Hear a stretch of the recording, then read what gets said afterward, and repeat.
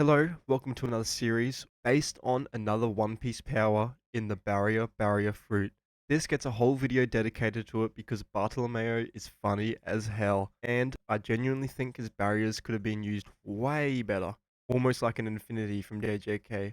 Anyways, let me cook on this one. Enough said, enjoy.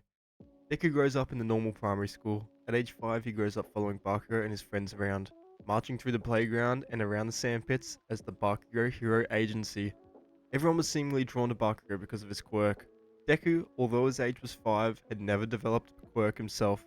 His mum never took him to the doctors because he never showed signs, and due to this, his real quirk would stay hidden. One day, Bakugo, his friends, and Deku on the end would be walking through a forest of sorts, marching in a line to the tune of Bakugo's horn.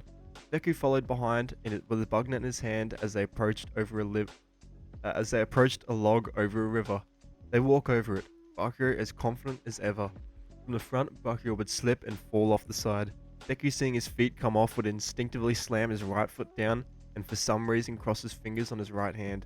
A small barrier about 1 by 1 meter would form below Bakugo, him falling onto it and bouncing a little bit before stopping.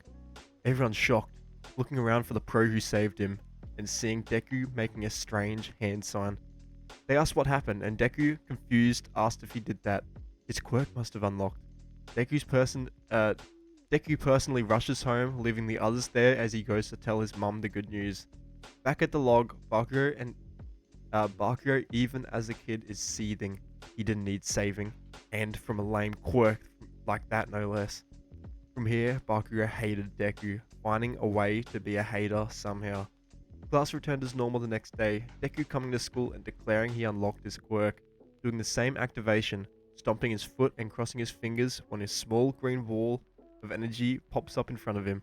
The class looks at it, touching it and feeling cold. They all admire it until from the back someone speaks up. Bakugo. Pfft, this is all that stupid wall. Sorry.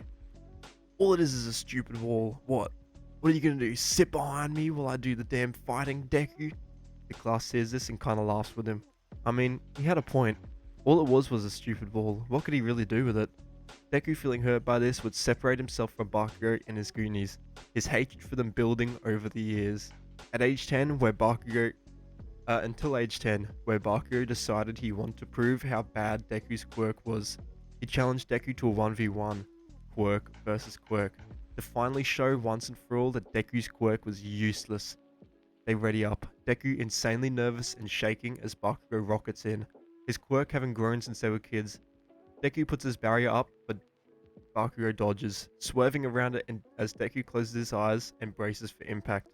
He's exploded square on the chest right above his left pec. This would sear as Bakugo explodes it more, Deku being left with a permanent scar before passing out from the pain. He wakes up once more in a hospital bed, Inko sitting over him as they explain what happened to him. Deku looking down and seeing a huge gash from the fight. He was pissed. He wanted to get back at Bakugo, but he was stopped by Inko. She understood, but not like this. Deku agreed, sitting down and thinking. He needed to get stronger. Show everyone his quirk is more than just a defensive quirk. More than just a wall. He would change class, moving to a class with another quirkless kid, who got picked on instead of Deku. From the age of 10 to 14, Deku trained in secret, mastering his quirk and unlocking some kind of aspect he never thought was possible. He was ready. Unlike all these others, Deku also trained physically too, getting way earlier start than in canon. The final years of middle school class was once more changed. Deku, both classes merging into one, and Bakugo and Deku would be reunited once more. Deku stays calm, getting ready for his first day as he walked through the door, opening the door and seeing a pre-ready Bakugo. Look who came crawling back. Took you 4 years, Deku. His Goonies laugh. Bakugo keeps going, hurling insults after insults. Never being humbled in his life, Bakugo's head would be through the roof. Deku didn't even react, staying calm and collected as Bakugo yapped in his ear like a little dog, only stopping when the teacher came in. This continued for weeks, Deku trying to ignore it until one day Bakugo challenged him outright. Deku finally looked at him, putting on a scared face and pretending to decline. The class laughed at him as Bakugo plotted. He was getting a fight if he wanted it or not. The bell would ring and Bakugo pounced, waiting outside for Deku to step out. Deku, seeing this, deliberately falls into their trap, getting pulled outside by his goonies before Bakugo challenged him once more. A big crowd surround them, Bakugo flaunting his quirk in front of the class as he cheered. Bakugo looking around to take in the applause.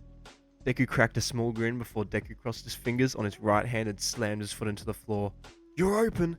A barrier erupts from the floor below him. Deku flicking his fingers up as it droves upward, slamming into Bakugo and shooting him into the sky. Bakugo flailed midair, confused on what happened. Before he can even react, Deku crosses the fingers on his left hand, a wall being created above Bakugo, who slams into it, the wall not even cracking as Deku points his hands down. The wall drives Bakugo into the floor like a hammer hitting a nail. Bakugo slammed down face first into the floor, Deku uncrossing his fingers and sliding his foot back. He walked slowly towards Bakugo, who was on the floor. The class looked on silently as he approached. "You've been barking all these years, so I figured I'd build you a little cage." Crossing his fingers on both hands as three wheels surround Bakugo in an instant, airtight and humming with pressure. Bakugo woke up, looking around him and seeing the green tinge of Deku's walls, now made translucent. He ran at the walls, but they didn't budge, throwing an explosion after explosion. Deku stood there like a kid in the zoo. "And I didn't even hit you." The crowd stays silent. To them, Bakugo was unbeatable, the next All Might. Deku walked past him, not even sparing him another glance as he walked back inside, calling his mum. He wanted to change schools. His mum was confused. He'd been so good for the last years, what happened? She then hears the yelling of Bakugo in the background, still ready for a fight, and she agrees.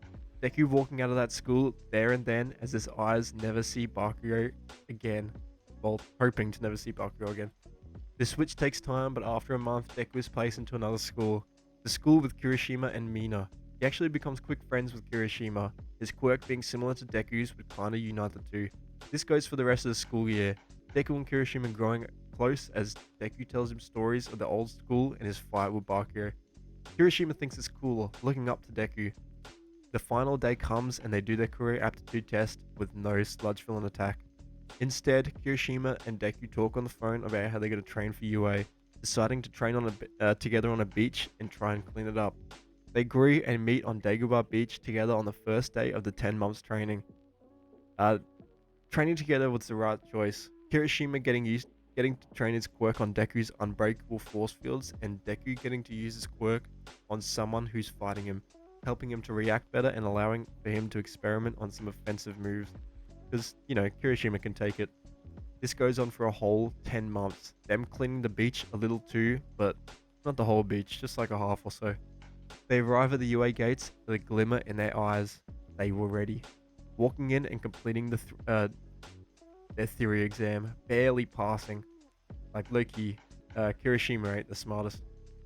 Then there was the prac. Deku and Kirishima being put in separate ones, much like in canon. Deku sits at the front of his group. It was a robot exam. How was he going to do this? This was a perfect chance for him to test out some of his new moves he could do with Kirishima. With a grin on his face, the door opens and Deku doesn't even listen, rushing right out before anyone says anything. The rest of the group are kinda mad at him before Present Mike backs him up. Deku already about 100 meters ahead with a slam his foot down and cross both fingers on both hands.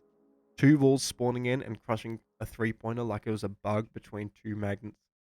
This continued, Deku Loki crushing them with one or two walls, or would show off a little bit of building, like building a staircase for him to walk on, and riding down the walls, or him surrounding them in a bubble force field and flicking them into other robots. Kinda like a pinwheel machine.